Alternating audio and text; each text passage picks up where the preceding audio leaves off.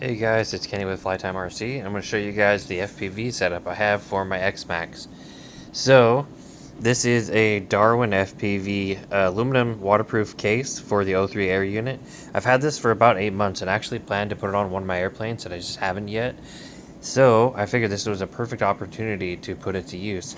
I decided to put it in the front, right in front of the windshield. I was actually going to cut out the windshield and put it behind there, but I figured this would give me a little bit better of a view, and it's going to be somewhat protected from the roof. I do have the roof guard coming. It should be here tomorrow, and I'll put that on, and that will offer a little bit more protection.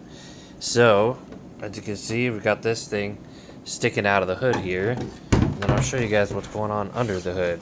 So we have the FPV case, and then we have a awesome little aluminum fan that I got off of Amazon. I think it was only like $8. Awesome fan. I have it powered by the O3 air unit armor, and then that's going to be running off a 2200 milliamp 2-cell, so I should have plenty of time for filming. So far I've ran it for 20 minutes and it's done good, and plenty of battery left over, so I should be able to do some FPV driving for quite some time. So the case, this is kind of a review as well. So the Darwin FPV case, when I first tried it, it didn't do very good. I actually didn't have this aluminum mount on the bottom here.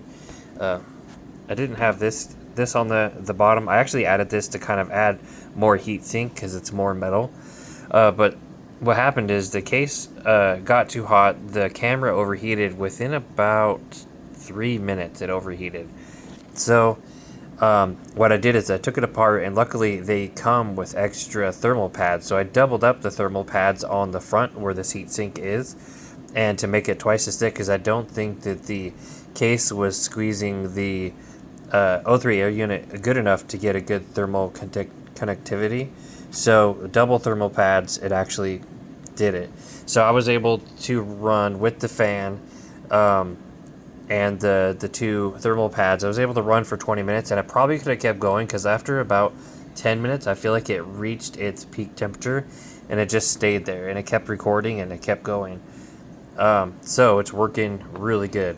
I also have a short USB-C cable under here. I'll probably get like a little cap for this, a little lid for it, and then I haven't glued this connector in yet, and I may do that. I may just hot glue around it, and then it'll basically be 100% waterproof again. The only thing that's not waterproof is the armor. Maybe I'll coat it in hot glue, because I've done that before, and it basically makes it waterproof, at least water resistant enough that it's going to be safe. It should be okay under the body, but I do eventually would like to do some FPV in the winter time in the snow. But for now, it's going to be dry for a little bit longer. We're going to be able to run this FPV camera and show you guys some cool ripping with the new X-MAXX. But that's the little FPV setup that I have for now. This is like the first try, and I'm hoping this will work out pretty good, but maybe in the future I'll come up with something a little bit better.